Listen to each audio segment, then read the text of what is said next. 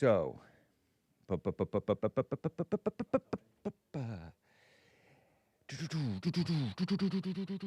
it is 9 a.m. here in Los Angeles. Friday, February 27th, AD 2026. There's going to be two Friday the 13th. We just had one, and we're going to have another one. FYI, because Sunday is Sunday the 1st. That means there's going to be a Friday the 13th this coming Sunday, March 1st. The rent's due or time to collect. Each day you're late, we take a digit. Just kidding, kids, ladies. We're not so brutal like that. Good morning to Sion, Jim in Alaska, Rex. Thank you to Jesse Lee Peterson rating the stream. Unfortunately, not working on Punchy TV, appearingly, but we're always working on it, okay? And regardless of that, I'm live on so many platforms, it'll make your head swim or spin. And I'm live on pill.net, Facebook, I believe, right? X. Take everything that you hear here with a grain of salt. Info may be false. And sometimes I let false info slide because, you know, you can't sit here and nitpick and correct everything. Or I don't see that there's any sense in that, you know? Going to start a whole argument and mess like that. So, again, stuff said authoritatively sounds like it's true. And if you're a listener, I may be showing info on the live stream that may add extra context, but you may not see it because you're listening on the audio podcast on Apple, Spotify, Listen Line, elsewhere. No endorsement nor opposition necessarily implied, all right? I'm not here to represent Bond or JLP. I'm representing me, and I don't even do that very well. What's the story with the shirt, Hake? I said it's going to be a 90 degrees here in Los Angeles, and so let me wear something cool. I'm not saying it's cool stylistically, or style-wise. I'm saying it's literally cool. Is rayon stinky? I just doxed my shirt material, perhaps, as rayon. But that's why I'm wearing a shirt, and it's like, there's no top button. Well, this top button is not high enough to choke me. Although I know you can find a way if you want. What's up, Jules, who bought me an invisible coffee? He's a monthly supporter there. Over on Rumble. Thank you, Pastor Chatelet, I believe, rating the stream. I'm live right before the Fallen State today, okay? Right before the Fallen State is the Hake Report. Fallen State Fridays. You think I could take that guy, that mayhem feller? Jason Mayhem Miller? Can I dox somebody else who I was like classmates with? And when I was a wrestler, I used to be a wrestler. I wrestled my freshman year of high school because I had my PE coach was the wrestling coach. And I always kind of liked, you know, the idea of fighting. It looked cool. People played fought karate. We didn't call it playing back then. It's not playing. Where were we, Asian? And so I always liked, you know, Rocky. I grew up with Rocky and Karate Kid and Best of the Best and Kickboxer. I got to see with my best friend growing up, my childhood best friend. Still friends to this day, you could say. And so I'm like, I want to wrestle because I would always like kind of find a way even with bigger people. And so I wrestled. And I was James the Snake Hake.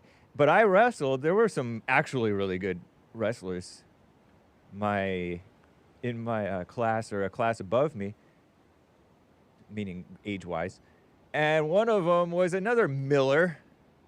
Can I dox him? Now, he doesn't represent me. I don't represent him, okay?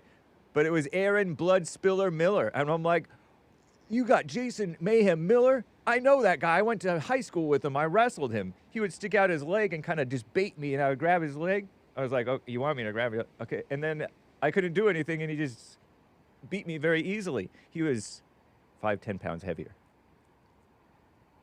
Very talented. But no, they're two different people, actually. What a mess. Wrestling.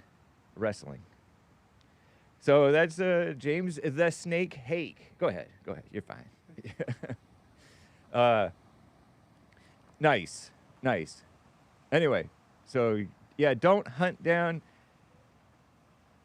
either of those guys and don't tell them about me because they may tremble in their boots. And I'm too clever to get into fights unnecessarily, right? Or whatever. All right, so we're going to get going over here. You're welcome to call in. You're welcome to super chat in. Some of you are already on hold. I do intend to get to you guys. So it's Fob Friday, but we don't do that lately. But it's also the AJ Gallardo original theme song of the Hake Report. So let's just get right on with the show.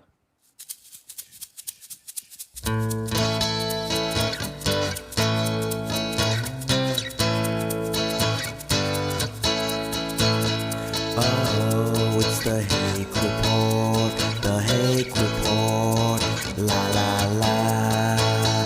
Oh, it's the Hake Report, the Hake Report, la la la.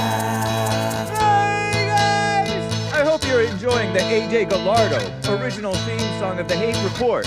What are we going to be talking about? Tune in and find out. Nice. So good. Oh, it's the Hake Report, the Hake Report, la la la. Oh, it's the Hake Report, the Hake Report, la la la. So, how y'all doing? I'm fine.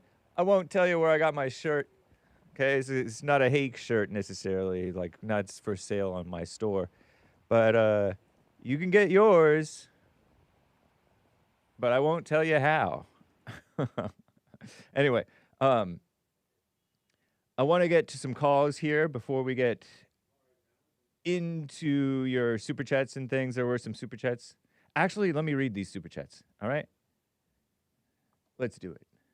If we mosey on over here. You can super chat over on YouTube, all right? I have that going already. Aren't I clever? If you go to thehakereport.com, there's links. At this point, just call me Mike Bought a Coffee. Sir, stop saying that I hate Trump. That's a lie. I love TGWH, the Great White Hope. But it is administration, however, not so much. But it is administration, however, not so much. J.D. Vance, phony, race mixer. Wow, didn't know you. Maybe at this point I should call you Mark. Mike. Cash Patel, phony / Indian. Lil Marco, phony / Cuban.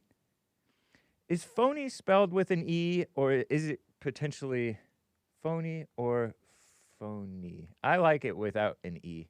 Both phony and phony are correct spellings. I prefer the British English is PHONEY, though phony with just a Y is sometimes used. All right, enough. Pam Bondi, B word, don't say that word, kids. Robert F. Kennedy Jr., phony / liberal, etc. Somebody said I could probably take RFK Jr. James the Snake Hake. And my John 3:16, etc. Do I love his speech at the State of the Union? Absolutely. But speeches are only words, and actions speak louder than words. Am I right or am I right? And Trump's actions show that he loves America. And it's slim pickings, you got to admit. It's slim pickings in terms of finding good help these days. Okay? It's just not easy to find good help these days. And I'm starting to like a little more. As these phonies go, and women and stuff like that go, You could do worse. You know, the White House social media team make decisions that I probably wouldn't necessarily go with. Call me old and want to be mature.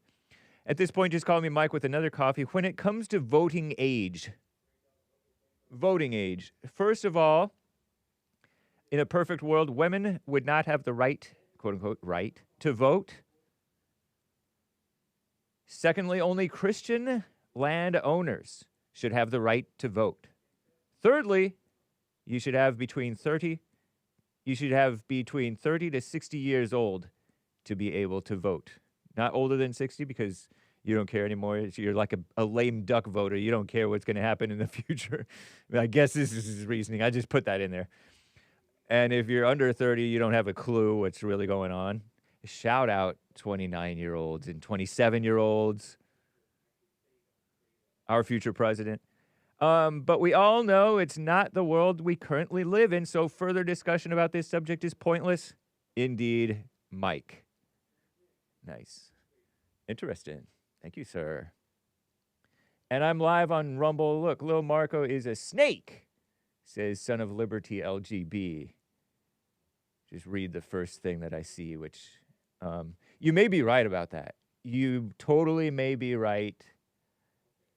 But I like that snake. 90% of the snake pit is snakes. And I like you guys. Or do I? Whoa. Oh, yeah, Big B's running against Fuentes in 30. No, he'll run against him, and then he'll be his VP. What a mess. All right. And with that, let me now get to... Hey, Sion bought a coffee. Haden in Texas did too. Thank you, guys. I'll get to those. Okay? I'll get to those in a bit. And I see another coffee from Kale. What's up, guy? Michael, the lines are full, y'all. So, Michael, Canada, on the line, sir. How you doing? Oh, pardon me. No. Don't talk, Mike. Don't talk. Okay, now you can go. Yeah, man, you threw my rhythm. I know. I had you. You were probably singing, serenading us a beautiful black soul song. Mm-hmm. Go ahead. Mm-hmm. There's a lot of war and poverty, indeed.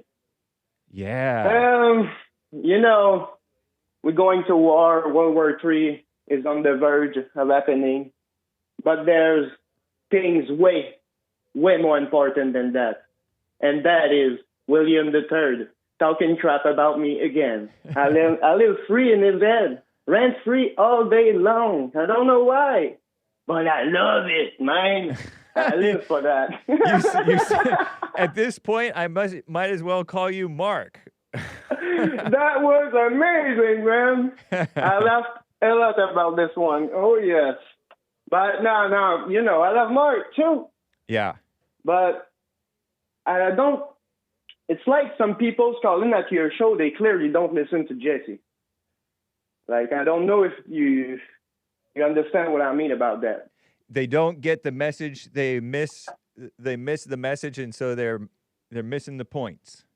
Is that what you're saying? That's why I said, yes, and that's why I said that Jesse, who is a black man, probably did way more for white people with his love than Mark could ever do with his hatred. And that's a fact, Jack. It is a fact, sir. You're so right about that. And, William, I love you, man. William III. Don't be scared. He said, your little friend, she won't say nothing to my face.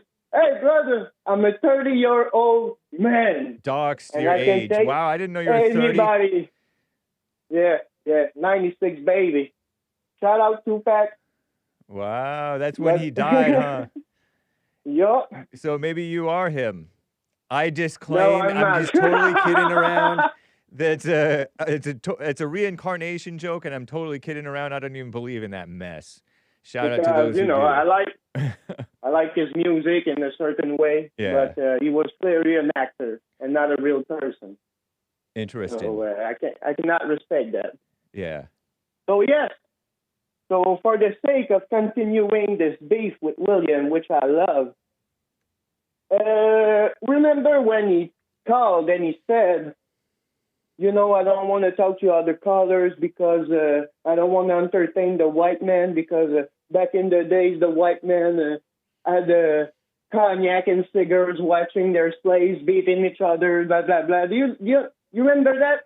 I vaguely remember. It wasn't that exact wording, I don't think, but yeah, we whites would pit our black people against each other for our entertainment. Yeah, which is I love you, William, but that was a ridiculous statement. And let me tell you why. I'm old enough. I've been listening to the show long enough to have you called and speaking with Maeve. Two black people fighting each other. And it was amazing. So tonight, I'm going to search back this episode, take me some good cognac on ice and a good cigars, and I'm going to listen to it again. Thank you, William. Oh, man. So stop mucking around, boy. Right on. So, all right. That's all I wanted to say. Appreciate you, sir. I love you, Hake. Have a nice day. And I'm out. And you as well. He got me with the click. He's so fast.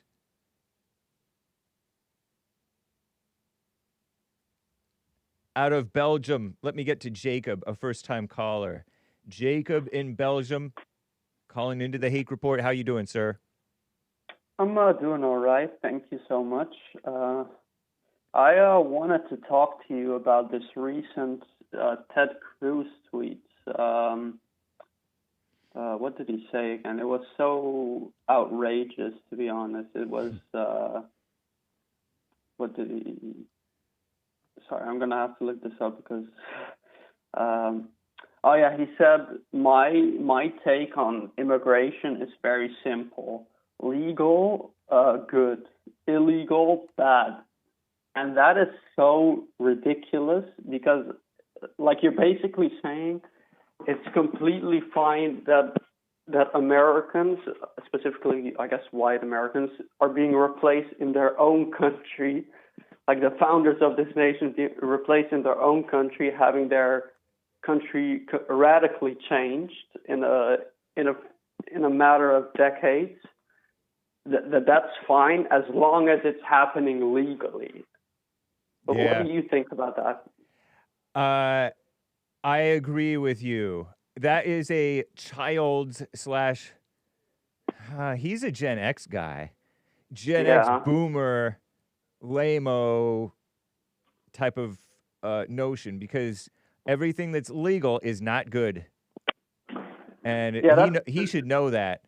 My view on immigration used to be that. Legal immigration is good. Illegal immigration is bad. That's when I was a child. It was so obvious that illegal aliens are not supposed to be here. And then I started to turn soft and liberal and like, but they're here and whatever, let them. And then I realized, you know what, that's wrong. And then I realized, you know what, even the legal immigration is wrong. And they messed with it way back in the 60s. And probably were messing with it even before that. I think we had a moratorium on immigration 100 years ago. Yeah. That was a 2018 tweet, by the way, so it was indeed a tweet from 2018, back when Twitter was Twitter, before it became X. But no, still, I don't think so. It was recent. I'm pretty sure it was. Well, it may have gone viral again, and he may have posted it again. No, it was on at Ted Cruz. So it was it was from the 26th February this year. So it was recent. Okay. So, but honestly, I've been thinking about that tweet, and in a way, legal immigration is even worse because that means there are more, I guess, obstacles to denaturalize like these people that are coming in that have absolutely nothing in common with America. Like, do you know what I'm getting at here? Yeah. Sorry, I'm a little distracted, but you're saying this is what's part of what's wrong with America? No, I was basically saying that it's worse. That legal immigration is actually worse than illegal because there are more legal obstacles to denaturalize these people that shouldn't have been here in the first place. Very good point, sir. Yeah. Yeah. The anchor baby problem is also a really, really bad thing, which is sort of a sister problem to the legal. Yeah, that's all legal. That's it's lumped in with that, huh? Yeah. So that's just I don't even understand how. To me, thinking that is just, in my opinion, almost treasonous. Like it's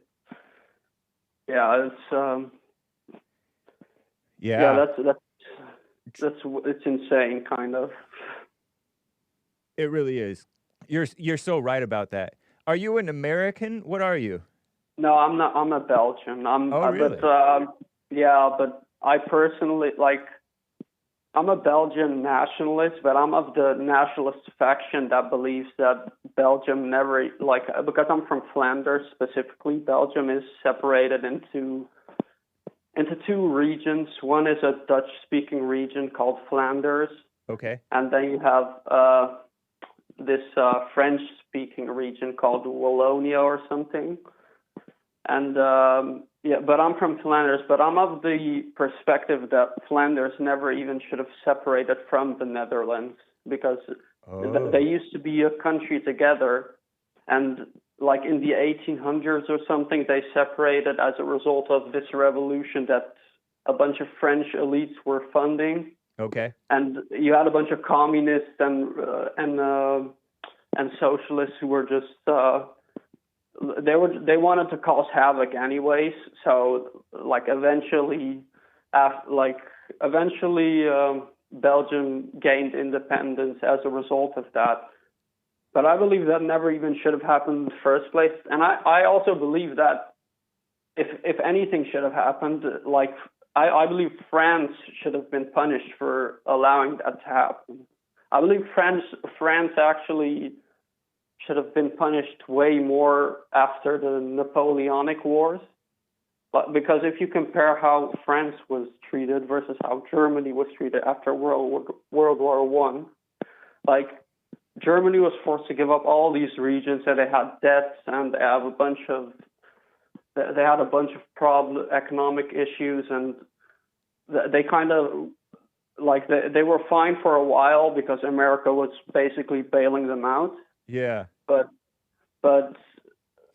these problems, they had to, they had a lot of issues, and issues they, in my opinion, still kind of haven't overcome yet. But I believe France should have been the one that was that should have been punished that hard. After World War I. No, after Napoleon Wars. Yeah, after the Napoleon War, I think they got a slap on the wrist for that, basically. Wow. Interesting, sir. Very interesting. So you're part of the part of Belgium. Did you say Flanders people speak Dutch? Yeah, we're Dutch-speaking people. We're basically, in my opinion, pretty much. In my opinion, we're basically just Dutch people, but because of just political nonsense and globalist nonsense, we were separated into two countries. Oh man, interesting, sir. Your discussions about this remind me a little bit of how we Americans, especially conservative Americans, feel about the so-called Civil War here in this country, where we had the South. We didn't split. The North fought against allowing us to split, the Southern people to split from the country. But after that, they basically formed the government, a big government, to oppress and control the South, because the South was more independent-minded than the North. Yeah, when my opinion on the American Civil War is, I honestly think it shouldn't have even gotten so far. Yeah. I think they should have negotiated some sort of deal or something, but yeah, stuff just happened. That's what Trump said. He would have negotiated around the Civil War and not had the Civil War because that was so destructive. Yeah, that's true. In so many ways, and to this day, like the lasting effects of any type of war and violence is like it's untold how much strife that causes and reverberates throughout history. It's so crazy, man. Interesting. Yeah. Right on, man. Great call. Appreciate you. Yeah, thank you. Well, take care. Have a nice day. You as well. Is it JACOB? Yeah. Well, you speak it out. I'm kind of. I gave you like the English okay. pronunciation of it, but like in Dutch, you just you pronounce it as Jacob. Jacob. Okay. Yeah. Well, right on. It's cool hearing from you, Jacob or Jacob. Yeah. Thank you. Thank you, sir. What an honor. Bye. Take care. Bye. A little history. Oh, he got me with the click too. Just call me slow. Slow poke Hake. Ridiculous. I got to get to William III out of California. People bashing William, the world. What's up, William? He's good. He's all right, man. Mike, I love you too, Mike. Nice. And just remember, I don't pass out lunches. I pass out fishing poles. And if you listen, you might learn something. But you seem like a good young man, and everybody seems like they're doing pretty good. Yeah. But I just wanted to say, Bill Clinton just got through speaking. Okay. In court. Yeah. Interesting. He said the same thing his wife said. Oh, he said, I didn't have anything. And did he say, right. Go after Trump? Is that what he said? Did he really say? He didn't say go after Trump, did he? I don't know if he went that far, but he basically the same as Hillary. Yeah. Okay. Nothing's going to happen to those people. But Bill is more charming and less abrasive and defiant than Hillary is. Yeah. Hillary, you can tell when she's lying. Because she's overly defensive or something? Shaking violently. Yeah. I remember when she was Secretary of State, so-called, and the Benghazi, 9/11, 2012 happened, and she was confronted over it, and, and she got all nasty. Yeah. I remember one time she got out of the limousine and she was shaking like Captain Hepburn.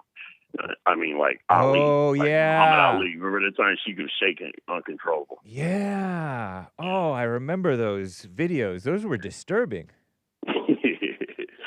You're laughing, but I'm... well, whatever, her, Nancy, all of them. Yeah. But they all shaking. Yeah. Just like I was talking to Nick. I don't know if you caught it yesterday. The people that was the agitators in between 50. Are you there? Yeah. Sorry. Hey, James, you remember in the civil rights movement between 56 and 66 or 67 and 67? Those young people, the agitators, the black people. In the early days of the civil rights movement? Yeah. The teenagers. Okay. The demonstrators, getting bit by dogs and getting in the way all in the streets. You remember those guys? Those young people back then? No, I wasn't around. I don't. You wasn't around. But, I mean, you remember the black and white films. I do remember black and white, and I remember like seeing fire hoses and dogs, and right. I didn't really have an opinion as a judgment about the fire hoses or the dogs, but some people think that the fire hoses and dogs were racist, but actually it was to deal with rioting. Right. I think. Or people being out of order in some form. Right. Yeah. They were just agitators. I mean, like they got the kids agitating coming out of high school and skipping class. The teachers are making them go out there and demonstrate. Well, they were the same thing back then when they were teenagers. And those old people and do you are know old who they today. Are? You know who they are? Jesse Jackson. Yeah. Maxine. They were all teenagers back then. Or close to it. Yeah. Steve in Maryland. That's who you're talking to when you talk to that guy. He was all into that. He was into the black thing. Huh. And that's why I don't mess around with it, because So he never grew up. Doesn't seem like it. Like the I rest got of them. old relatives like him, and they don't act like that. But I don't mess with them with anything, because they're just they're so old, and they've seen so much more than you that you just kind of have to give them their respect. Yeah. But I see you like to play with it, but I don't play with it. Yeah, I really enjoy I'm playing black. around I with can't do it. Stephen Mike Brown. is funny as hell. He said about the entertaining, looking at the slaves. Sipping Yeah. cognac. Mike, that's a for real thing, Mike. Dude, that was so psychologically damaging to the black person. I mean, they would sit there and have relatives kill each other, and Really? a white slave owner. Yeah. In back America? the way.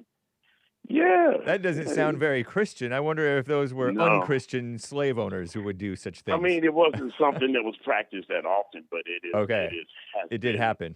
Yeah, I mean, I practiced, could imagine any type you can probably find scattered atrocities Right. anywhere. Yep. Yeah. Yeah. Yeah. I mean, and that was a source of entertainment for them. So, Mike, yeah, they did do that. It wasn't like Mike, they didn't do it all over, but they did do it. Yeah. So that's my. And so that's what thing you on think that. of when I pit you against I try to pit you against Maze? You put me. I'm not letting you get no numbers on me. The only thing I'll give you is super chats. Nice. And I make sure you get those. Right on. Indeed. Because you love being pimped out for those. That's right. Yeah, I know. But just, it's all good. It helps make the show. Yeah, it makes the show. No apology necessary. Yeah. Don't be sorry. Be careful. This ain't for fun. We don't do this for play. That's right. This is real life. Nice. Mm-hmm. Yeah, but that's who you're talking to when you engage with people that age. That's them. Wow. So an That's 88-year-old them. today. When you talk to Steve, that's them. I'm telling you. See, you can tell that you're white because you get entertainment out of that. Right. I don't, because I'm black. I know I got relatives his age. I don't play around. You be acting like a kindergartner. And you guys look like really like little kids this morning on Jesse's show when they asked about would you save your mama for $1 million. All of you guys had an unsure look. You guys look funny as hell. Oh, Lord, look at all of them. That's funny. Kurt was looking in the atmosphere. Derek had an unsure look on his face with a smirk and a grin because his mama looking at the show. And you, you always got that 9-year-old look. Yeah, the 9-year-old army. Just call me a PewDiePie audience member. I know. Hey, Mike, we're not going to war with we're not. You're not going to war. Yeah, we'll be fine. Trump is in charge. He knows what to do. Stop worrying. Yeah. It's going to be okay. That's right. Appreciate that, Have William. a good weekend, James. You as well. Take care. All right. Bye. He raised William III raised an interesting point and a good point about sometimes people laugh at inappropriate things or stuff like that, and it's although there's a time to laugh at stuff that's just ridiculous. And actually, Kurt had brought that up in the past too. People laugh at stuff that's when it was spiritually, like a person is in hell, expressing that hell, and you're laughing about it. And in a sense, you can laugh about it sometimes, but there's also a time for a little bit more maturity and seriousness, for sure. Laughing inappropriately. And a lot of times people will be like, oh, I laugh inappropriately. And if I can spell it, write in a note about laughing inappropriately. And then you just think it's cute, and it's not cute. thinking it's cute is a blackism, I believe. I got it from black people like JLP and others. There was a gal who during the China virus, this cop, this is a viral video during the beginnings of the COVID-19 scare. This cop walks in, white cop, who's walking up a path of like projects, I guess, going, making a joke about being sick and spreading the sickness to black people. And just kidding around, totally. And this woman who's recording him, you think you're being cute, something like that. And that's how I got that black vernacular. Shout out.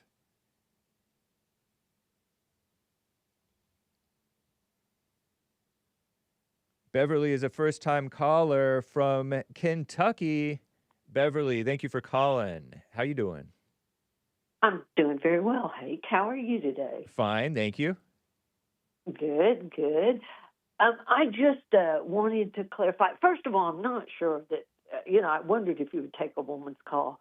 I don't, but that's funny. So I appreciate you doing that. Well, I haven't watched your show enough to know but I did want to, I called Jesse this morning, and I had a question, but on that $1 million, I just had to go where that I felt, that took me. Yeah, on the Jesse Lee Peterson show, you called and said, you don't have to pay anything. You'll get the truth. Yeah. I mean, and that came from an experience that I know that JLP doesn't agree with, but I know that to be true. I know it to be true. You don't have to pay. The truth will lead you and guide you. Nice. But what I called about was just to clarify, not casting any stones. Just you had made a statement right before Jesse cut to air, and it's been a while ago, but I saw it come up in either the chat or maybe a caller yesterday about Nick Fuentes. Nick Fuentes, yeah. Yes. Okay. And I'm not really a follower of hers. I used to back when it was Gropers and he was all Trump. Groypers. That's yeah, he was pro-Trump. Wow, so you followed him. You listened to him. Well, I listened to his show, trying to learn, Yeah. I'm not a TV person. I just had a little iPad, same one I've got now. Nice. To watch YouTube on. So I only want to learn. I don't want to watch a bunch of stuff that, feeds the wrong spirit. But anyway, but you made a statement right before Jesse cut off, and I'm not sure Jesse heard you, but you said that Nick Fuentes hates, that group of people. And then it came up in chat or maybe on a call yesterday. Did you actually hear him say that? No, I don't remember. I don't think that he does hate that group of people. Yeah. If he does, I don't know. And if he does, that's his business. Well, perhaps I misunderstood. Yeah. I'm glad I called in rather than to have that keep coming up in my head. He said this, right. How you get attacked. I don't let it build a nest, but I can't help that the thought, but that was the attack. Absolutely. Right. So you never said that. Right. No, I don't think that I've ever said that Nick Fuentes hates that group of people. Yeah. I know that his followers definitely seem to. A lot of his followers seem to. Just as any follower of anything, how the followers of Christianity are very often not really very Christian in their behavior. Similar with any follower. But no, I don't. Mama. I know that he has stronger criticisms than I might have. I'm not sure. He might have the same criticisms I have. Actually, he just harps on it more than I do. I think he does. Yeah. But I've actually heard him clarify. I do not hate these people. Nice. But he would present his. So that was where I was like, well, what is going on to say that? And so I'm so glad to hear you didn't say it. I accept that. I receive that. I call him, in fact, our future president. I really like his pizzazz. He reminds me a little bit of Trump in that you can't really shake him. He only gets stronger, just like Trump. Yeah. I like some of these young people that are speaking out and speaking the truth. And, so amazing. Good. Well, amazing. Nice. That's great to know. Yeah. Okay. All right. Well, thank you. Have a great day. Appreciate all you do, and maybe I'll see you at service sometime. Right on, Beverly. Good to hear from you. Have a great day. You Yeah, too. I'm gonna let you hang up first. Nice. Thanks. Bye. Bye. All right, Ronnie in Ohio on the line over here. Ronnie, thanks for calling, sir. What's up? My brother, hey. Hey. How you doing? Doing fine. Good. Yep. Happy last day of Black History Month. I'm glad to see you survived it. It's the last weekday. Tomorrow is the Sabbath, and we end Black History Month on the Sabbath. Yeah. But thank you. Yeah, you know what I meant. Yeah. As far as you having to take it and accept the callers from us blacks. We can do an encore if you want. On the second. No need. Nice. Yep, I appreciate the offer though. Yeah. Yeah. I was shocked to hear that nobody knew who Carter G. Woodson was. I had heard the name, but you know what? He sounds like he sounds like an old timer who is alive today. Is there an old timer who's a civil rights guy who's conservative and has been on Tucker Carlson? It's definitely not this guy. Who's alive to this day? Old time civil rights guy who's alive today, who's conservative. Are you still there, Ronnie? Yeah, I'm not Okay. sure who you're talking about though. Not Alan Keyes. Come on, he's not a civil rights guy. Not Larry Elder. Come on, I don't think of him as a civil rights guy. There's like this guy who's sort of an academic. Not Charlie Kirk. I'm talking about black people. And Charlie Kirk is too young.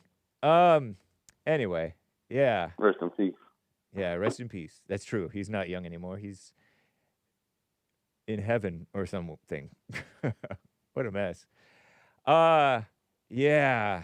Anyway, Carter G. I Woodson. can't think of who you're talking about. Old civil rights black guy who went on Tucker Carlson, Fox News. Come on, AI, come through for me. Not Leo Fox Terrell. News had him on when Tucker had his show. Yeah, when Tucker had his show. Could it be Vince Everett Ellison? No. Not Leo I'm not Terrell. familiar with that, man. Bob Woodson, maybe. Leo 2.0. Bob Woodson. Bob Woodson is who I was thinking of. See, similar last name. So Carter G. Woodson. He actually might be related to him. I think I know who you're talking about now. Yeah. Robert Woodson, Bob Woodson, 88 years old, just like our friend from Maryland. Robert Leon Woodson Sr., American civil rights activist, community development leader, author, founder, and president of the Woodson Center, nonprofit research and demonstration organization, supports neighborhood-based initiatives to revitalize low-income communities. And nice. Yeah, he used to have some.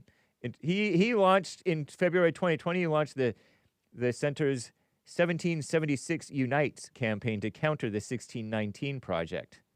So he was like more on the conservative side of the civil rights thing. I think you would probably like him, actually. Yeah, I'm gonna check him out. See if he's got some literature out there I can read, or Yeah. got some speeches I can listen to. Right on. Yeah, but yeah, that was all. I wasn't gonna hold up the lines. Well, happy Black History Month, sir, and thank you for your contributions. Absolutely. Yep. Yeah. I don't think anybody nominate Jesse. I don't know. I'll take the honor of doing that if nobody has already. There was only there was a 13-year-old or 12-year-old who nominated him. But she did a class project about him. She didn't call in to nominate him. Okay. Yeah. Yeah, I didn't watch the church service after he asked about that question. It was like, what's the greatest? What did he say? Not what's the greatest achievement. Help me remember the question that he asked. It was about witnessing something powerful. Biblical question. Oh yeah. Let me search youtube.com/ I'll do Bond info because it's easy to search, easy to type in. What is the greatest? Was it the greatest display of power? Yeah, that's what it is. Okay. Okay, yeah. That was the three quick answers that came to my mind. Obviously, it was Jesus on the cross and then getting up. That's number one. But then the other two more recent examples are two black men here in the United States, two black Americans that surpassed the odds, Jesse being one of them, Barack Obama being the other. I know he might not like being categorized with them, but, Obama becoming a president here in the United States, I hope it dispels the myth that this isn't a white man's country and a white man's nation. It's a nation for all Americans. But in Jesse's regard, to go from his beginnings to not making any excuses for himself, starting a business, educating young black men in particular, and then telling other people that they can do it and not to believe people that have lied to them saying that they can't.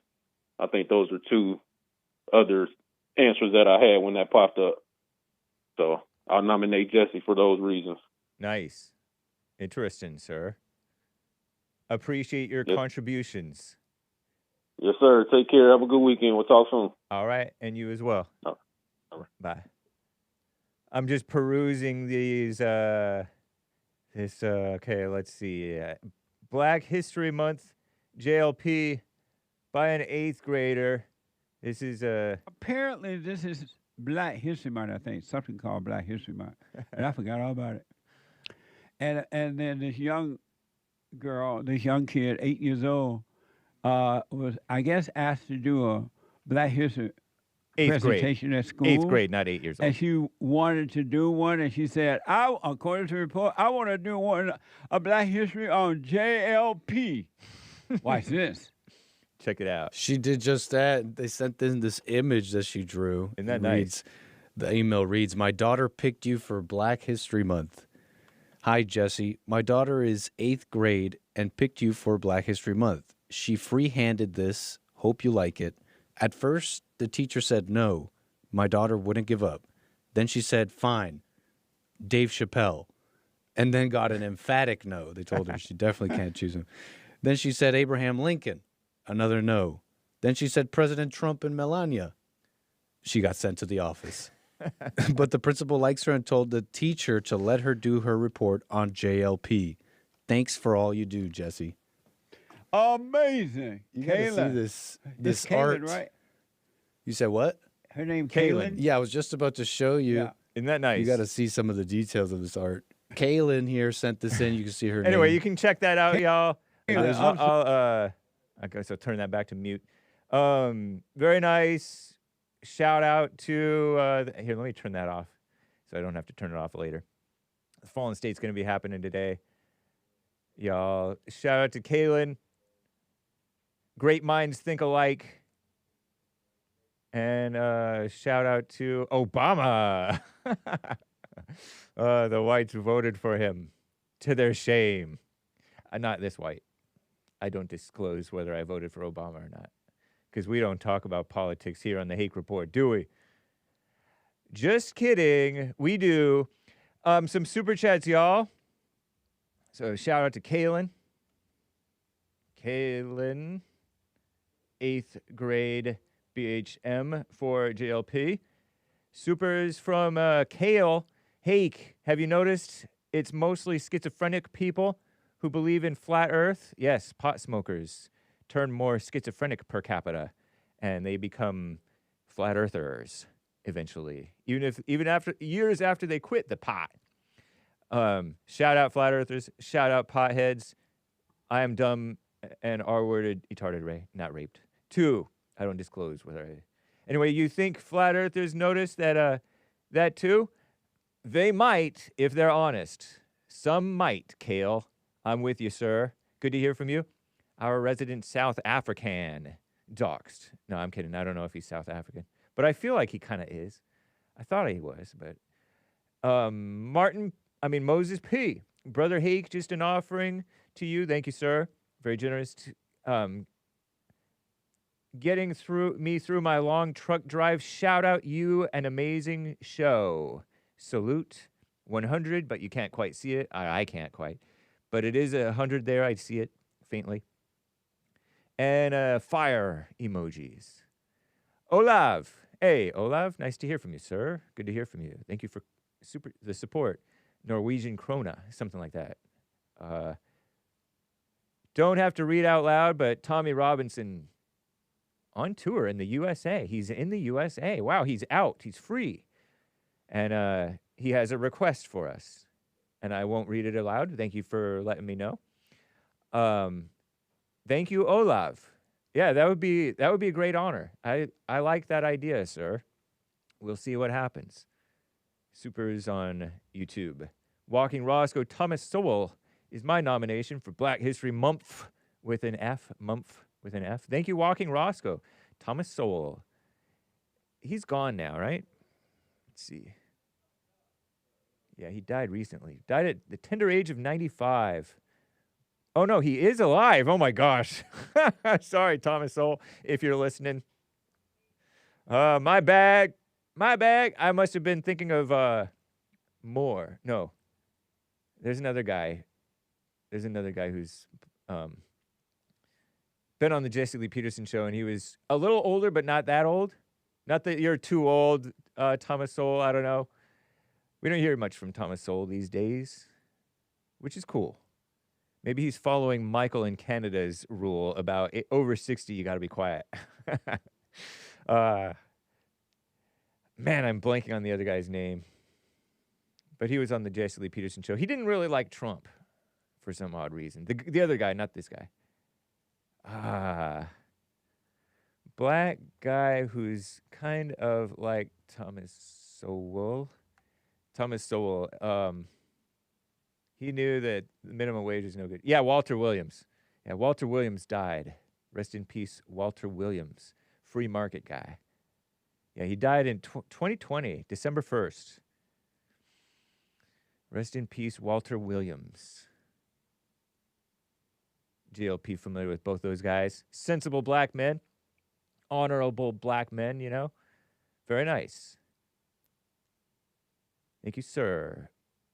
And half black Tony, don't compare JLP to the Jesse to the fallen Messiah. Thank you, half black Tony. And I will get to more of your super chats. There are a couple here, Haden, Sion, and maybe some others. Yeah, popcorn. Okay. I will get to you guys.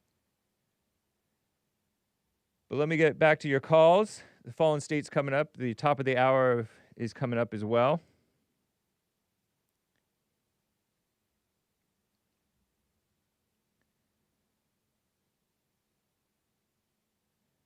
Joel, New York.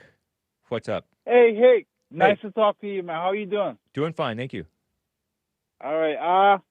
I want to talk about like the race mixing.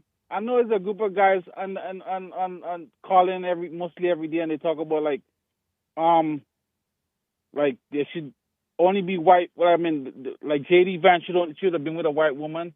I don't agree with that. I think we need to like maybe align ourselves with people that thinks like us or want the same thing, who's conservative and instead of thinking that you got to be with a white woman or you got to be with a black woman if you're black or you're Indian, because I think I've seen the same thing happen in Ohio because a lot of people, conservative people or so-called MAGA went against Vivek because I think he's Indian, he can't be a conservative, he can't be a Republican. I think that's the wrong mentality because I think that's just going to make us lose, and is like because the left is not focused on anything. The left is so radical, and the left is just focused on getting back in there. I think once people align with the same views and the same frequency of thinking, I think it's no matter what race you come from, because I only see race as a way to divide and color as a way to divide us. I think, but because I mean. I recently been thinking, thought came to my mind. This is why I listen to JLP, because a lot of things that we think align. And I was thinking to myself, I don't want to align with a color no more because I feel like that's just divisive. And you know, it's like, and I heard him say it early, I think it was last week on the show last week. You know, it's like, Hake is, hello? Hake, Yes. you there? Yep, I am. I'm listening. Yeah. Yeah, so I think those guys are calling with that thing up every day about whose frequency, like about J.D. Vance or Marco Rubio being Cuban. Those things don't really matter. I think we just need to focus on who is on the same frequency of thinking with us. And this is how we're going to build, and because it's going to be impossible to get everybody mixing with your color. Maybe sometimes that you fall in love with, or you're going to have a relationship or whatever, make babies. But yeah, with that, let me segue into something else about the loyalty to people coming over here to work and being loyal. And last week I heard JLP talk about he being loyal to Mississippi. Where he from here? Not Mississippi. Alabama. That's right. And it's basically the same thing. I think your loyalty should lie where you make a living and where you could make a life for yourself or make a better life. Even if you're from say New York like me and you move to California, I think my loyalty automatically should shift over to California because this is where I moved over to California for a better life. And it's basically the same thing as the people that come from other countries, like say we may be Africa or Venezuela, wherever. Their loyalty still remaining there. And they're living in America. I think the loyalty should automatically shift to America because this is where they move for a better life. I don't know if anything is wrong with that or I'm crazy for thinking that, but I think your loyalty should lie where you make a life for yourself. Interesting, man. What do you think about that? Okay, so I understand the people's qualms about the interracial marriage thing and the voting for other races of people and ethnicities of people, because it is a rare thing, let's say, for somebody of another race to overcome their identity with that race when push comes to shove.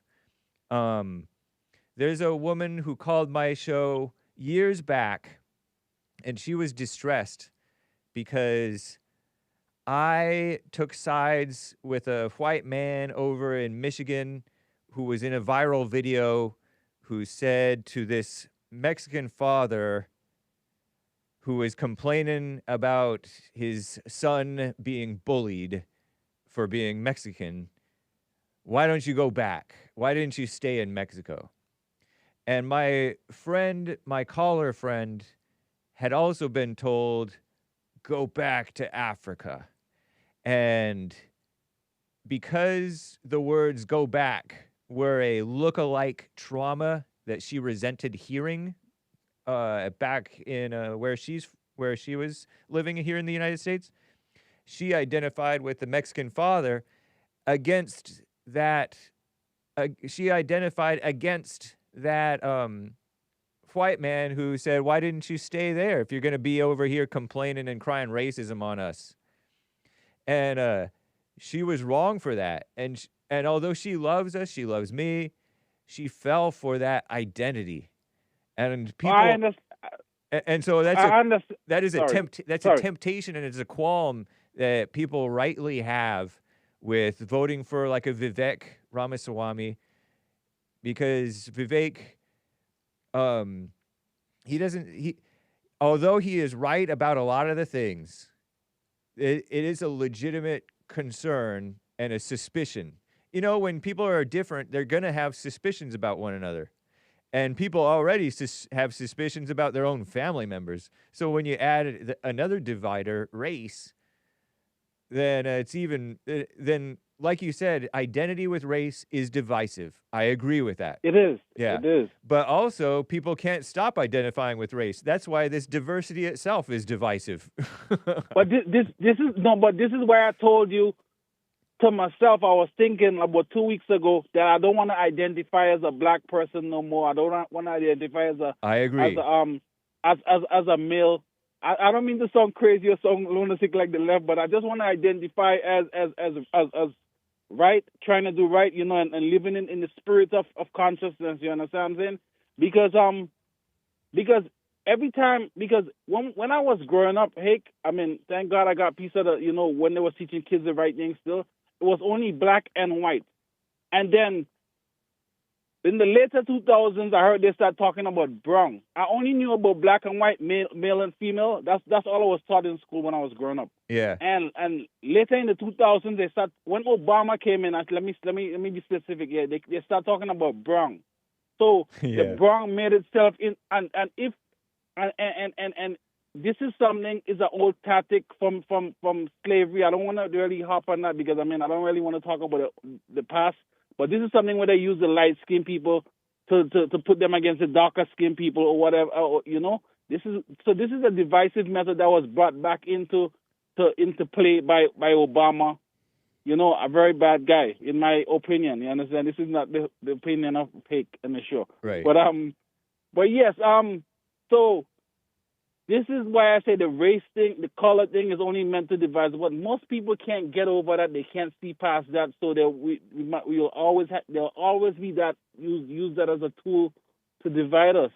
Yeah. But I don't wanna. I think that we just need to not focus on the color. Hopefully, more people would come and start sharing that view and start seeing things differently. Because I think we could try to make the change. Because it's not gonna be. America's not going to be majority white no more because there's more Mexicans than blacks in the country, more Hispanic than blacks in the country. Yeah. There's more than FBA, as let's call it. It's never going to be white again. So we stand a better chance of aligning with people that share the same views because a lot of Hispanic people vote for Republican because they share the same views. And because they move away from their country, from that life, that socialist lifestyle, where only to get to where they could make a better life for themselves. This is why they come here and they start voting Republican, because and it drives a lot of the left crazy that a lot of these people still vote Republican after coming from the country, and they're thinking, all right, because they come from whatever world, third world or whatever, they're gonna vote for us because we give them free handouts. But most of them don't want to do that. They want to work to earn whatever it is they have. Yep. Nice. But I think we gotta just kind of change that mindset and change that mindset. Well, that's how Trump does it. You'll notice Trump is about what's right, and I don't know if he has any white guilt, if you will. He might. He is a boomer. He may have fallen for that stuff a little or a lot. Don't know. But overall, in practice, the way that he is. Other than, he's done some programs for the blacks that I don't probably agree with and things like that. But at the bottom line, he's real and he's for what's right. And being real and for what's right, you're going to get some real people or people who recognize real, if you will, or fakes who recognize real. And they will join. They joined him more than anybody else. More than any other Republican who just was phony and kissing up. Because Trump, although he kissed up a little, he wasn't a phony kiss up like these other people are. So I'm with you on that. And you'll notice the kingdom of, I've said this before a lot, it may be an eye roll, but the kingdom of heaven is diverse but few. The kingdom of hell, Satan's world, is the big old crowd, and it's also diverse. It's true. Yeah. You're right about that. Right about that, Nice. Yeah, but Trump, I agree with Trump overall, but I don't agree with everything 100%. Right, but, me neither. But I support him. Yeah, and, he's so good. My goodness. I think he's the best choice. Yeah, he's head and shoulders, knees and toes above everybody else. I didn't even know it was possible to be a politician and yet real and capable and think differently from even how I think. Because I'm in a world of supposed independent thinkers, and he thinks even differently from me. So right on, Trump. Yeah. Exactly. Anyways, hey, nice talking to you. Thanks for taking my call. Oh, I'll I have call a question again. of Super Chat related to you, sir. Do you have Trinidadian roots? Asks Cesar or Cesar Everblazer. Yes, I do. Nice. Yes, I do. Nice. Yes, so hopefully we could talk more next time I call. All Right right. All right. So thanks a lot, and have a good day, brother. All right. You as well. Take care. Thank you. Nice. Nice. Alan, Michigan, on the line over here. Alan, how you doing, sir? Pretty good. Another fun-packed program. Yeah. Yeah. A lot of different subjects brought up, but I'm going to go back a little bit. There was a caller, Kevin from New York, and he had some really good things to say. Black guy, I guess, yeah. Yeah. And yesterday, my little notebook, great call. yeah, that I keep notes in. I actually keep notes. He said the problem with whites that they want their things rather than God. Yeah. And I thought, oh, amen to that. Right. And I've seen this, but of course what's happening is, and I believe there's divine intervention in the judgments of God, these are being taken away. The middle class is collapsing. Mm-hmm. We have a K-shaped economy where most of us are going down, and then the billionaires are becoming more prosperous. Yeah. And there's nothing new about this.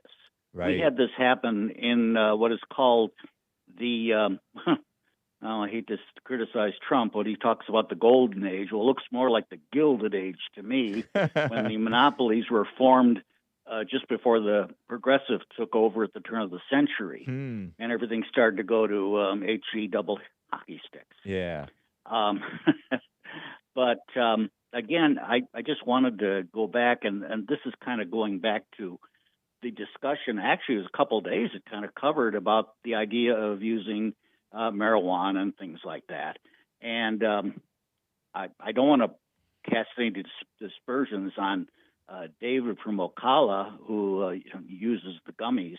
As a matter of fact, I was kind of thinking of in my next vitamin order to get some CBD or CBD oil, just to have it on hand for medicinal purposes. So, yeah. But the thing is about marijuana or other drugs like alcohol back at the turn of the century, and actually who was promoting prohibition, the mama spirit. Yeah, women. I didn't know that. Yeah, yeah. And see, this is the problem with women, and I'm not casting dispersion. Women need to be protected. But what happens is women say, oh, my husband came home drunk. He went out with the boys, and, he beat me. Well, that was rare.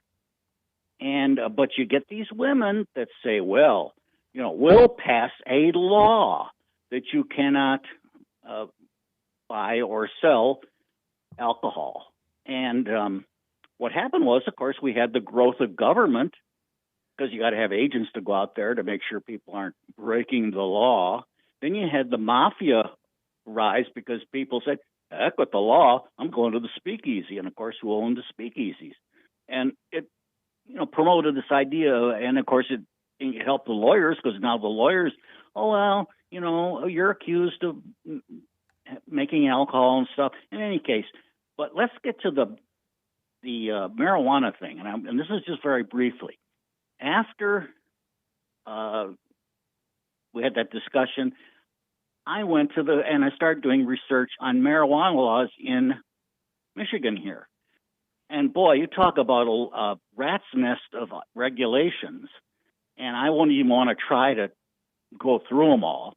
But basically, this is a Babylonian system of licensing. We didn't decriminalize it the way I think it should be.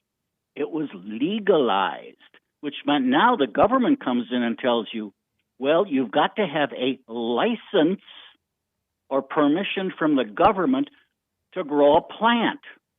Well, now, in my backyard, I plant marigolds. I like marigolds. It keeps the deer away from my vegetables.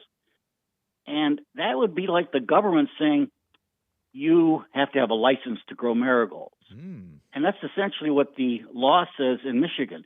I can have 12 or less plants, but they can't be visible from a public place, like a road. And I thought, well, my goodness, that means if I had plants, I'd have to have just 12 lousy plants. I'd have to go in the backyard and then have these 12 plants. And God forbid that I should have 12, 13, or 14 plants and some Nazi Parker of a woman who's has a bunch of cats and binoculars rats me out to the government, you know. Yeah. So any case, this is the thing. Why not just say, okay, you want to grow marijuana? And people did this before all these laws came into effect. It was very common. I believe the Declaration of Independence was made on a cloth made from hemp. Yeah. That was very common. Rope was made with hemp. Did the founding so-called fathers, we're not supposed to call men fathers, but did the founders get high? Oh, well, that's interesting because before there was good water, it was very common for people to drink alcoholic beverages because they knew it killed, you know, the bacteria. And I know if you drank water from a stream, man, you're going to have problems. But so and drinking alcohol, in fact, in my opinion, probably most of the people, the founding fathers were half lit when they were writing out some of their documents. That's crazy. But Yeah. Okay, so they drank, and I wonder how strong that was because alcohol can actually dehydrate you. But anyway, right. But so you don't know hadn't heard whether they got smoked pot. But I know they had used wine hemp. and things. Right. They used hemp for rope and paper and things like that, Yeah. and had hemp farms. However, the first revolt of many against the Constitution was the Whiskey Rebellion. And I know about the Whiskey Rebellion. I've read several books, not to try to say I'm an expert, but basically, over the mountains in Pennsylvania, they had their own stills. Farmers would often make their grain into alcohol because it was easier to transport over the practically non-existent roads. And they used to use it as a form of money. So when the government came in and started saying, well, you know, we're going to tax the stills and everything, most of the people and the farmers in that area, they were lucky if they saw $20 of cash during the week. That, you know, and so they used alcohol to trade with. Very common. So then the government said, "Oh, you got to, you know, pay a fee on the number of gallons and the still itself." Well, it favored the big distillers. And guess who was one of the biggest distillers of alcohol in the country?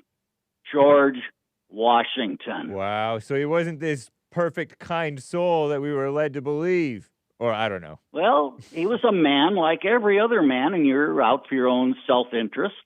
And that does color your decisions in many cases. And Was of course, that Alexander, do you believe it was self-interest? Is it accepted, or is it possible that he was just doing what's right in his? I can't read his mind, but I think Alexander Hamilton, who I think was a betrayer.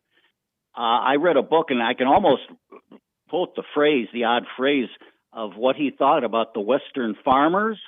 And he says, yes, we must have this tax. And this is what he said, to prize the purses of the people. Yeah.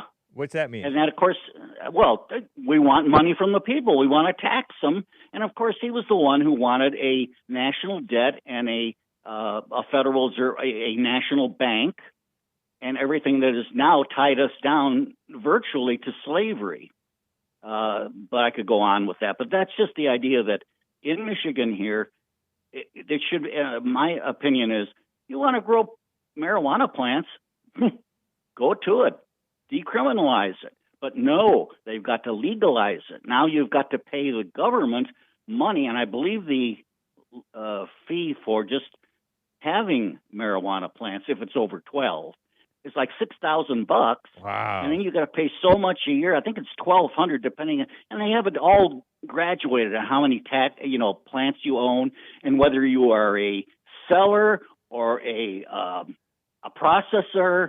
It is so complicated, and it's all to employ, in my opinion, these government parasites to give them a job and to get revenue for the government. What a mess. Yeah, and you know what? It's so counterproductive. I've heard of this stuff in California where it's so prohibitive with all the regulations and taxes that it has only proliferated the illegal sales. Exactly. And here in Michigan, liquor is controlled. It's very expensive here. I believe the total tax, this is not including sales tax, and you go to check out at the counter. Right. Oh.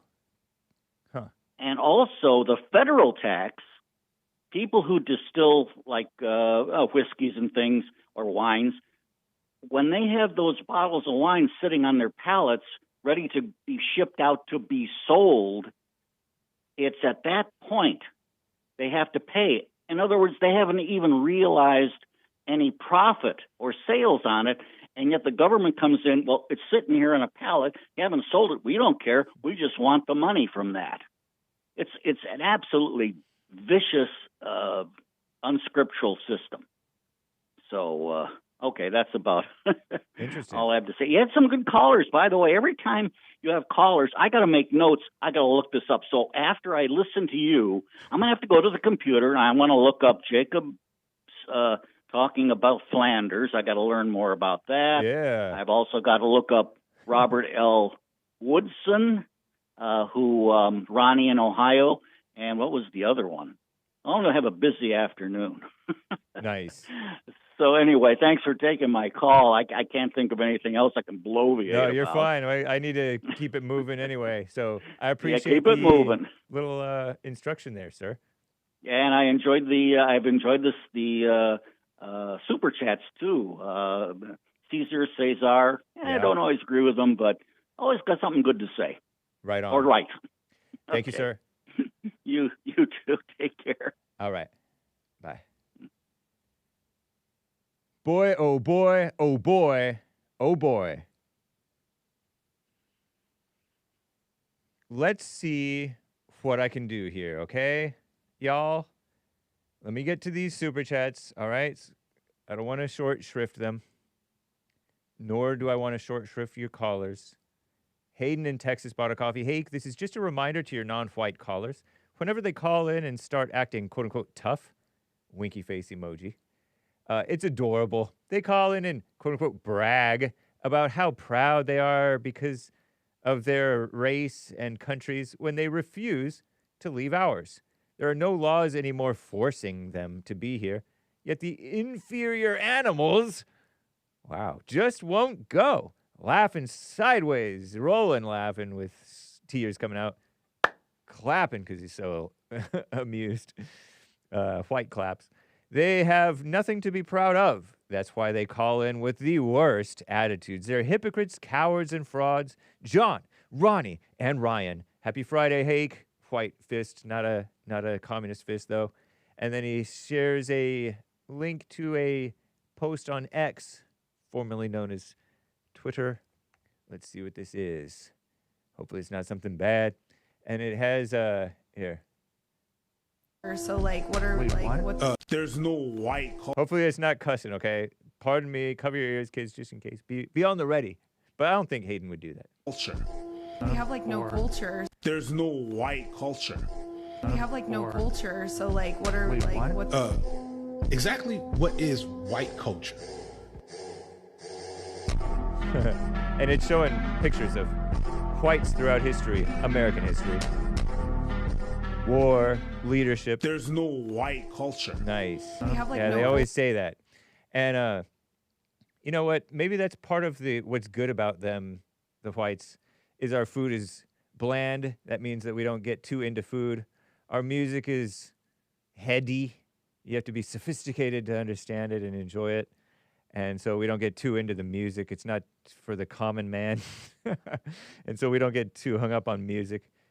We don't be into, like, we're not supposed to be into, anyway, pot and drinking and all that stuff. That's why we sort of reject we sort of even distance ourselves, in some of us whites, from the Irish and Italian who do the drinking and have good food and overly flavorful mama food. And we're too busy building civilization. And civilization is better than culture. Good morning, General. I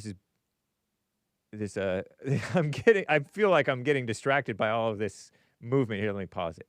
Good morning, General Rush, and to all the ethnic Americans, wherever they may be. I'll repost it. Nice. Thank you, sir. Not necessarily an endorsement, but yeah, it's cool. Thank you, sir. Shout out. Yes, and I really mean that. I learned it. I heard it from a man who, an older man who is now gone. A wise man said, "Culture is." Drew the contrast between culture and civilization. Haden on POC and white culture video. Very cool. Nice. Thank you, Haden. Sion, Will Sampson, scissors emoji. Hake, going to Mama and Dad house this weekend? With 3 coffees, she asks. Mark is in the middle of liberal California being too much into his whiteness. Nobody can hear you, and that's why you come to the Hake Report to vent, Mark. Your own people are the ones who are destroying this country. The blacks have no power but to destroy their community and themselves, though some of us whites have put them in quote-unquote power. Some of them even put them in as president. Why don't you work on your generation who are being indoctrinated at school and home? And Malcolm X was an example for blacks if they want to follow, says Sion. Delilah, Samson calling me Samson with scissors emojis, a reference to asking me my personal how to make me weak so that I can cut my hair and cut away my strength. Delilah. Thank you, Sion. Criticism, constructive criticism for Mark.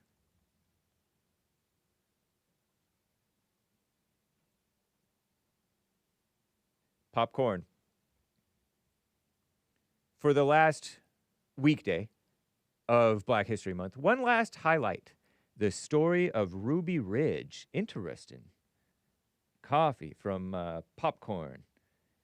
BHM Ruby Ridges. Ridges, not Ridge. Video, sharing a video, and has some post-video commentary. Let's see what this is.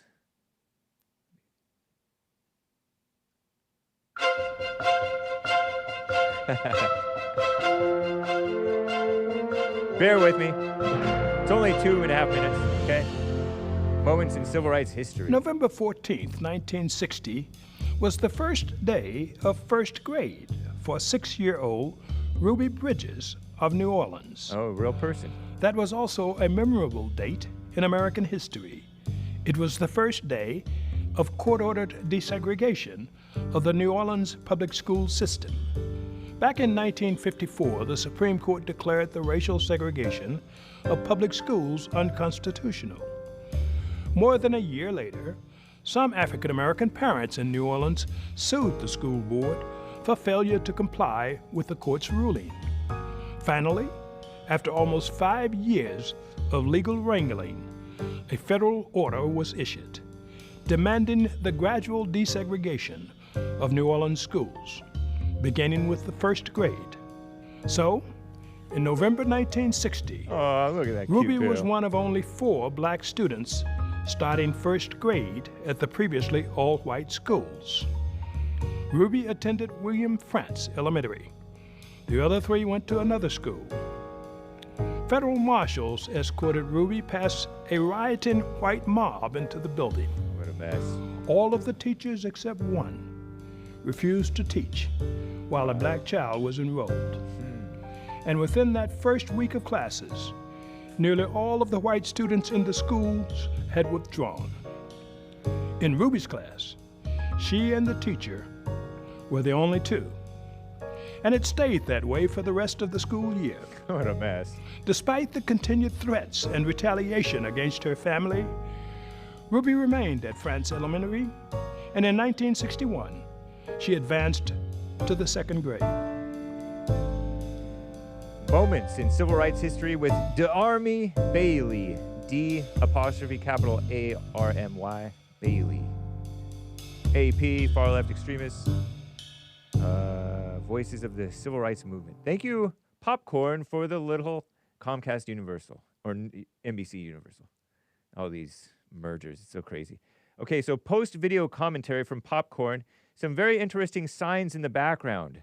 The law of God isn't the supreme law. Oh, is the supreme law. I didn't catch that. In God we trust, another sign. The Lord commanded that tribes not be mingled. I'd love to see the scripture for that one. He did say about, not the tribes necessarily, but for us to not mix, well, not us, but the Israelites, not to marry the foreigners in whose land we were taken over and stuff like that, because inevitably the men, being so weak, would follow after the woman's god, and the women in some cases would follow after the male's god, false gods, you know. What a mess. Hake, you're a little homegrown Christian, as Jesse says. Can you help me out? I know that Deuteronomy talks about religious intermarriage, not racial. Well, it's also Deuteronomy probably also mentions, sir, national, because nations include their religion, their culture, cult religion. So racial is, you know, but anyway, I don't really. I think it's a little perverted, this interracial stuff.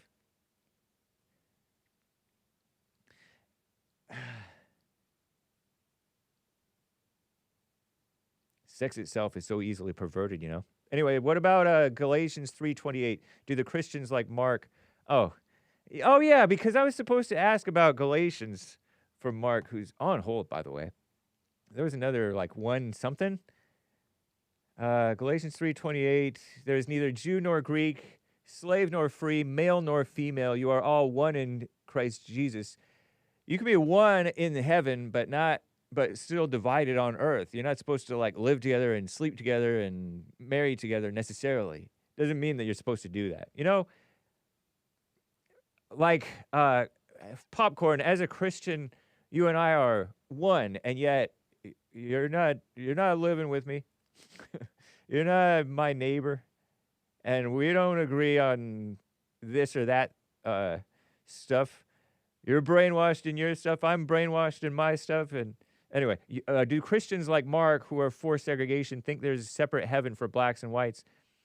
Do they say, well, in heaven and in God's eyes, yes, we're all equal, but that's between you and God, and I'm not going to treat you that way while we're down here. You're going to pick this cotton and stay over there. The idea that, they'd naturally come together that you and Jesse talk about is nonsensical, claims Popcorn. If racial segregation is the law, people would be breaking the law in order to come together. How does that work? Naturally. Popcorn, naturally. It happens naturally. It was already happening. And this meddling and this forcing is so artificial and mama spirit. It's kind of like, you remind me, Popcorn, of yesterday's call with Brian from Missouri or wherever that guy was from. Brian's probably in the chat right now. I don't know. I saw him in JLP's chat. Saying, don't mix religion and politics. Don't force your religion on through the government. Don't force your religious ideas on people. And this diversity and inclusion is a religious idea in some people's minds, and redistribution of wealth, another religious / atheist religion idea that is being, and they cite Jesus for it. Oh, Jesus was for it. But and yet, out of the same breath, they don't want the religious ideas of no same-sex marriage or no abortion to be pushed on people. So it's like hypocrisy, or like picking and choosing which religion ideas you're fine with. And so it's a mess, but it already was happening, sir. It already was happening. There already was interaction between them and getting along, and this force has been a disaster. It's been a disaster. Like Mark rightly said, Popcorn, Detroit was destroyed, and scoffers like our Christian brother Ronnie it is being purposefully unsatisfying in his acknowledgement of that reality, that it was destroyed. Detroit, for example, destroyed. All these white communities, once safe for a white woman. Oh, you asked a question that I should ask Mark too, Popcorn, about would it have been safe for a black woman to walk the streets in the 1930s or whenever that was, that Mark said it was safe for a white woman to walk the streets at night and not be assaulted or robbed or anything 100 years ago. So, interesting thing there, sir. I like it. And since I have these things in mind, let me get to Mark in Los Angeles. Mark, how you doing, sir? Yes, sir. Real fine. Well, very well. Yeah. I don't know where to start, Hake. First off, for Black History Month, Marcus Garvey takes the cake. He wanted to be a black Moses and get these people out of here. Uh-huh. I just wish he would have succeeded. They could take their Black History Month and put it where the sun don't shine. Whoa! I disclaim. Yeah, it's a hoax. The whole thing is a hoax. And I wanted to congratulate Popcorn. He substantiated every claim I made in regards to Liuzzo. She was a communist. The FBI said so. The so-called segregationist, how did he put that? I don't know what the word he used, parroted this fact that she was a communist, or peddled it. That's a slur to say peddled. First of all, Popcorn is anti-white. Anybody that celebrates race mixing is basically satanic.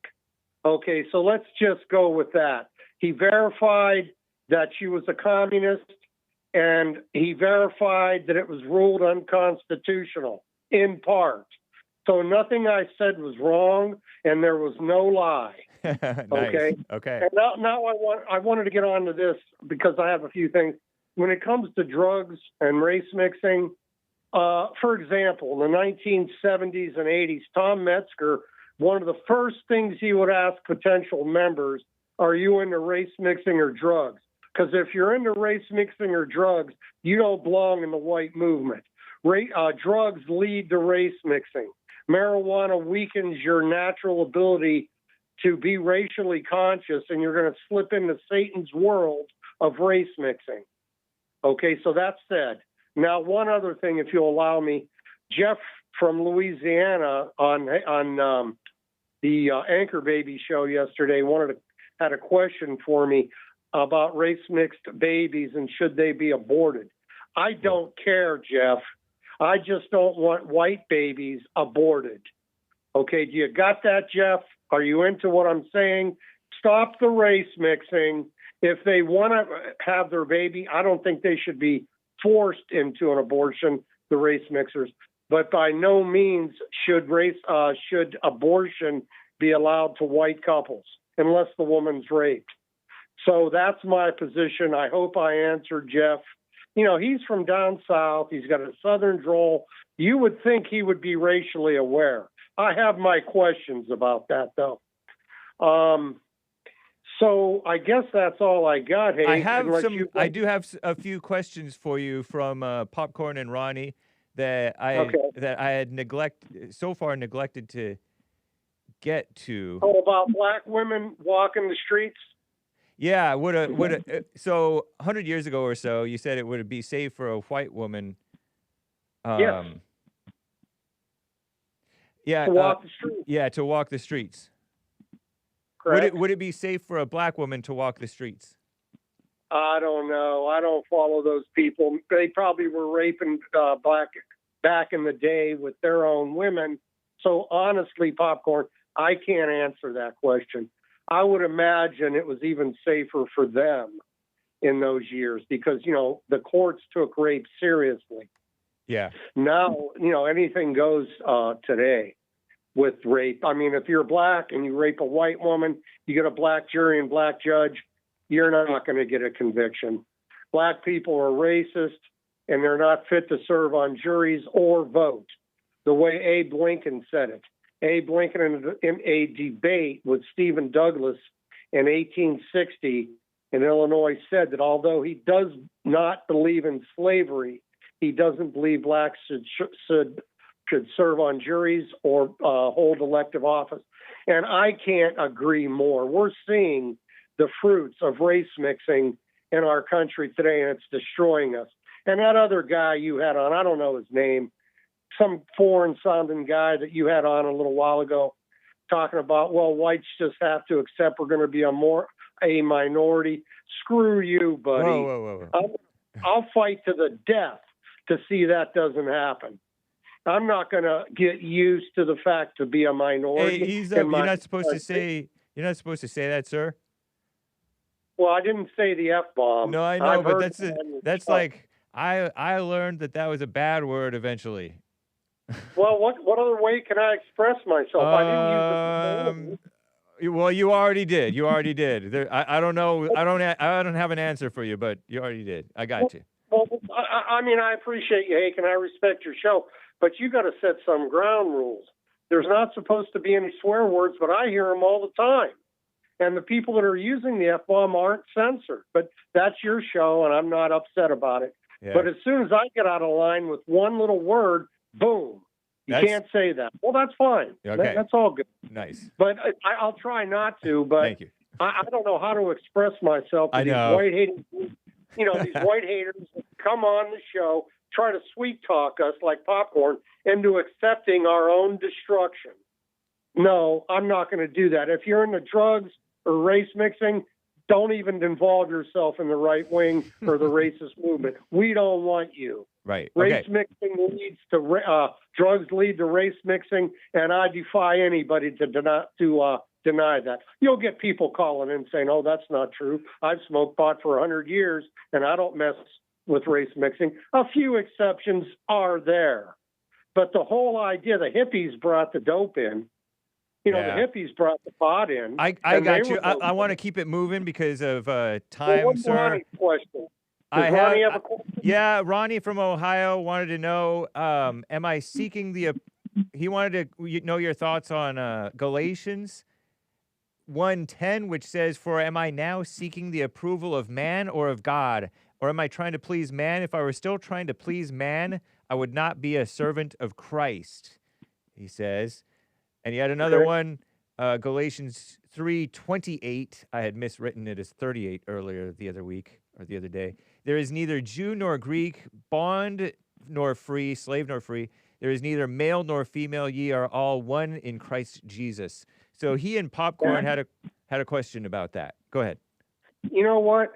Every communist I ever knew used that quotation from the Bible. Uh-huh. They find whatever little thing they could pervert into making us accept race mixing, homosexuality, feminism. If you expand on that quote from the Bible, that means we have to accept homosexuals who are perverts and have been denounced by the Bible.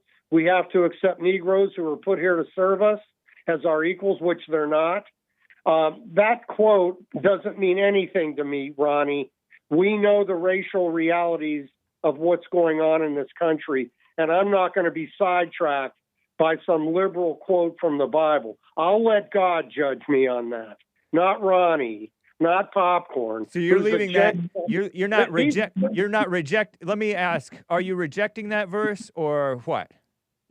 I'm not interpreting the way those two race mixers are. Right.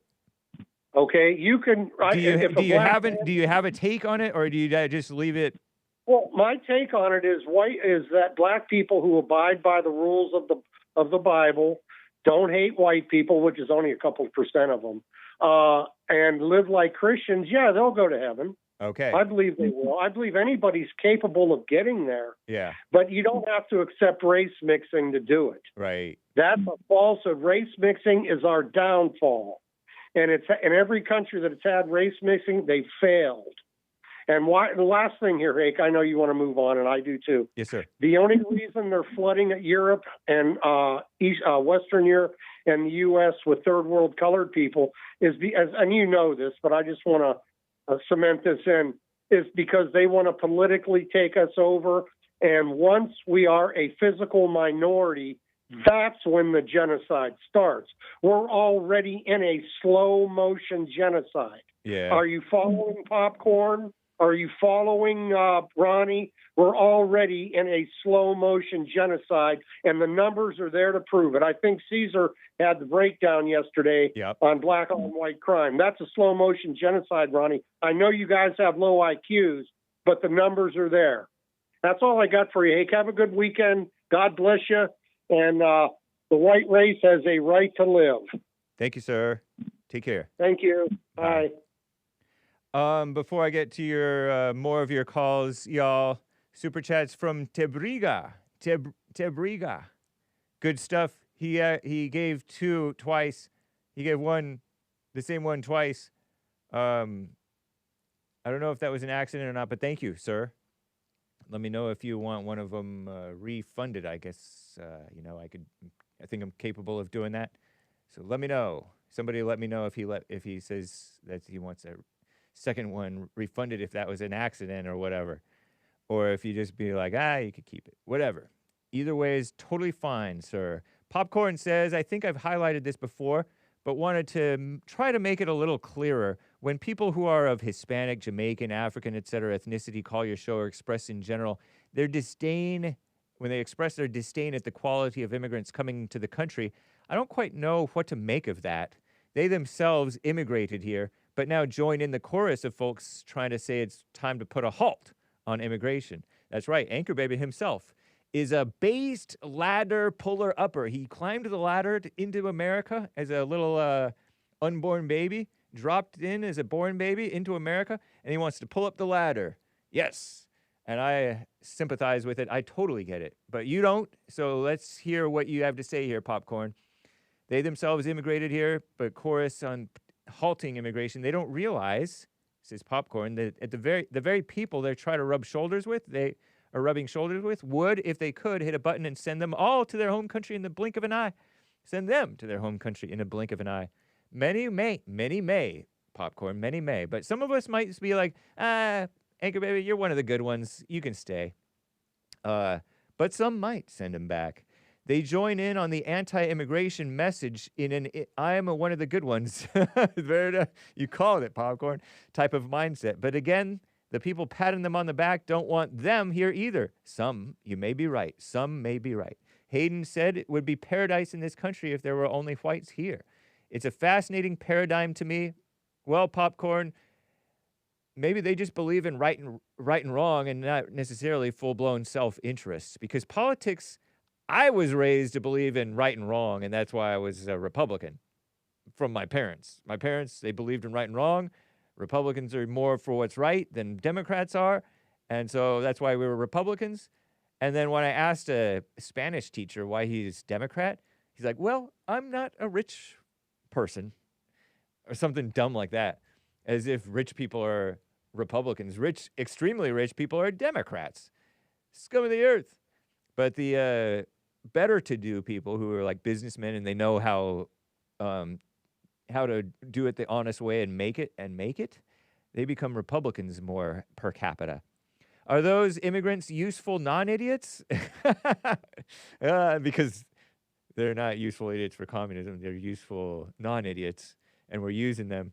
Or how would you characterize people who, I like that term, useful non-idiots. We'll go with that, Popcorn. How would you characterize people who have immigrated here joining in on we got to put the halt to this immigration thing, not realizing, they may realize they aren't necessarily wanted here either by the people they echo.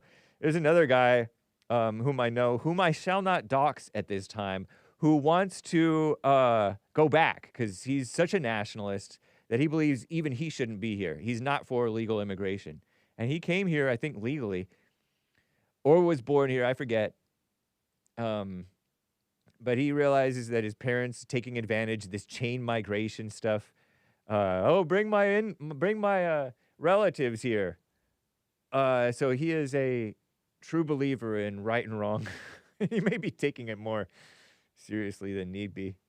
Thank you, Popcorn. Very interesting questions there. Supers / coffee, popcorn, Tebriga, double, 2X.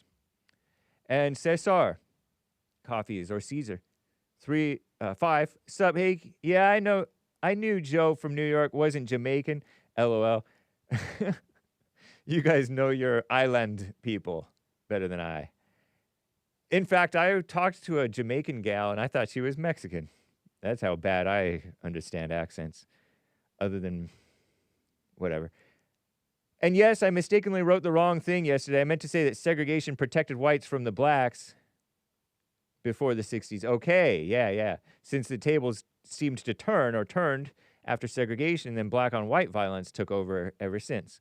Yeah, but yes, Hake, believe it or not, the whites were more violent against the blacks in the 30s and 40s. Is it really so hard to believe that white people could have been a little evil back then? No, I don't doubt that white people were evil back then and today and doing bad things to this day to blacks and back then.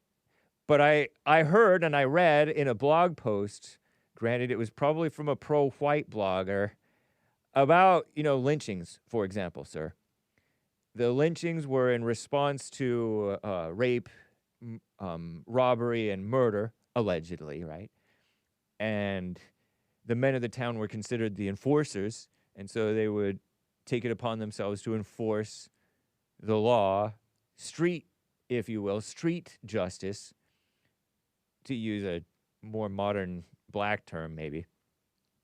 And he made the statement in this blog post that I read, as I recall, info may be false, that black on white violence was always more common.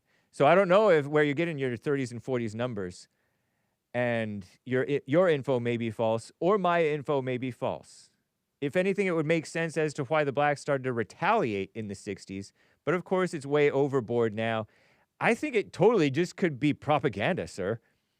My theory on why it's overboard is because of the agenda set by the few evil Jews who took advantage of the race situation in America, purposely pitting the blacks against the whites with all that civil rights NAACP mess. Yeah, the NAACP documented lynchings and stuff like that. And there were blacks involved in that as well. And Jews had more like organizational know-how and stuff like that. My BHM contribution, Black History Month, will go to someone you mentioned earlier, Vincent Everett Ellison. Before I knew about JLP, this guy made me base. Now Democrats employ mafia and gangster tactics. Unions, anybody? And Antifa and Occupy Wall Street and Black Lives Matter, anybody? To gain and hold power mainly in the minority communities, or just using crime, allowing a certain amount of crime. An acceptable amount of crime allows you to be more powerful as a politician and a government. And lastly, Ronnie, Obama was chosen to be president by the elites pulling the strings. So, Ron, are you calling Ronnie a puppet? Pull my string and I'll... I'm your puppet. He's literally related to 7 other presidents, which is no coincidence. Side eye, sly smile emoji. Have a super weekend, everybody. Dominican celebration hands emoji. Vince Everett Ellison. I brought him up by accident. Born on a cotton plantation in Haywood County, Tennessee. Sharecropper parents. Hard work and belief in Jesus Christ. Parents pulled him and his 7 siblings out of poverty. And nice. Thank you, sir. And with that, I think I shall. I'm at the last 5 minutes of the Hake report here, y'all. 30s and 40s. Interesting. COCO, some of my callers have dropped, out of Los Angeles, California. COCO, thank you for calling and holding. How you doing? Hake! Hey! Hey! Mr. Hake! Been a little while. Oh, it's the Hake report. It's the Hake report. La, la, la. Nice to hear from you, COCO, out of Good L.A. to hear out of L.A., Mr. Hake. Nice. What's going on? I've been listening to everybody. Right on. And I'm just like, oh my gosh, like, where is the love? Popcorn, get over it, man. Nobody Jeez has Louise. love. And what are you telling Popcorn to get over? Just be neutral black, man. It's like, it's too much to get angry about all this stuff. Because it's not real. I'm the testament to that. I'm like, my skin might be brown. I don't identify. Right. Like, life is so much nicer. You don't have to be mad. It's all artificial anyway. So get over it. Yeah. Oh, hold on. Terry, I'm on the radio, so I'll walk down myself. 2 minutes. Okay, 2 minutes. Quick. Black History Month. I'm going to nominate Josephine Baker, icon in Paris, dancer, singer, spy, degenerate, adopted 12 children. But What's her name? Josephine Baker? Josephine Baker, yes. Highly revered in Paris. Wow. Where I used to go as a child every year. And French? there's posters of her everywhere. She's French, American. Black French dancer and singer. No, American.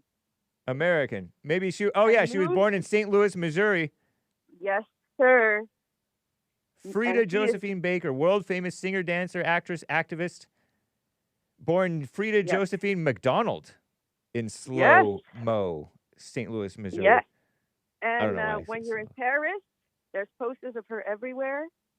She's buried in Paris. She has the highest honors. So everybody on stage in America talking about, I'm the first black woman, I'm this, I'm that. You're disrespecting the people that came before you and did so much work so you can do your thing on stage. Never forget. And the second thing is I love everyone, and I'll call you guys back. Good to hear from you, Coco. Appreciate Bye, you. Hake. All right. Bye. Take care. Y'all, I have I have like a minute. Let me try to get to Art in Ohio. Art, we have a minute. Go ahead, sir. I was about to say what Mark was saying about that one caller that called in and saying something about that white people need to get used to foreigners coming over here, and I disagree with him or whatnot.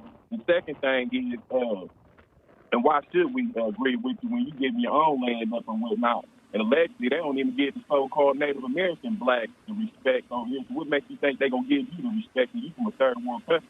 The second thing is, which one is better, Israel or Palestine? They both, which one is better, Israel or Muslim? One of them will try to censor you or whatnot and block you from freedom of speech. The other one will try to decapitate you. Terrible. And I really got more to say, but you only got it so much, so I just called back in on Monday. But that's pretty much my what I was trying to get at or whatnot. I appreciate and then it, Art.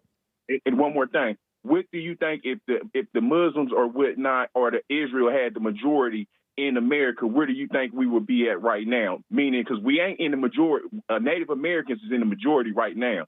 So of course, everything's cool. All right. Whatnot, but Gotta wrap it up, sir.